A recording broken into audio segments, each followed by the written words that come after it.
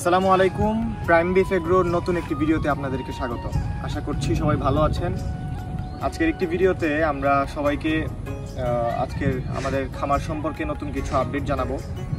আমাদের শেডের কাজ হচ্ছে মোটামুটি অনেকটাই হয়ে গেছে, প্লাস আমাদের ঘাসের জমির কী অবস্থা, প্লাস আমরা আমাদের যে খালি জায়গাগুলো সেগুলোতে কী ধরনের ফসল আপাতত আছে সেগুলো সম্পর্কে কিছু ধারণা দিব। তো চলুন দেখা যাক আমাদের শেডের কী অবস্থা, প্লাস আমাদের বাকি যে জমিগুলো ছিল সেগুলোর কী অবস্থা। তো এই হচ্ছে আমাদের শেড। আমি তো ফার্স্ট ভিডিওতে আমাদের শেডের সাইজটা বলিয়ে দিছি। এটা হচ্ছে 45 ফুট বাই 15 ফুট। তো আমাদের আপাতত ঘরের যে কন্ডিশন দেখতে পাচ্ছেন মোটামুটি এটাকে বলে লিঙ্কটার পর্যন্ত উঠে গেছে মোটামুটি। তো শেডের হাইট আছে এখন বর্তমানে প্রায় 10 ফুটের মতো। আমাদের এখানে 2 ফুট যাবে নিচে আর 8 ফুট আছে উপর থেকে। সো উপরের যে 8 ফুট আছে ওইটার মধ্যে আমরা হচ্ছে 3 ফুট পর্যন্ত মোটামুটি একটা ওয়ালের ব্যবস্থা করব, দেন বাকিটা আমরা গ্রিল দিয়ে ফিল আপ করে দিব আর কি।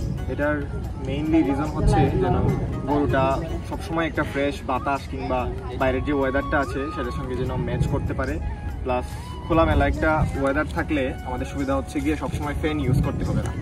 আর খামারিদের জন্য কিংবা আমার মতো প্রান্তিক খামারিদের জন্য এটা অবশ্যই ম্যান্ডেটরি যে খরচ কতটুকু বাঁচানো যায়। তো আমাদেরও এটাই প্ল্যান। আমরা চিন্তা ভাবনা করছি যে উপরে সিমেন্টের যে শেডটা আছে ওইটা ইউজ করার জন্য। এদিকে যদি আমাদের ঘাসের জমিটা দেখায় আপনাদেরকে, এই হচ্ছে আমাদের ঘাস।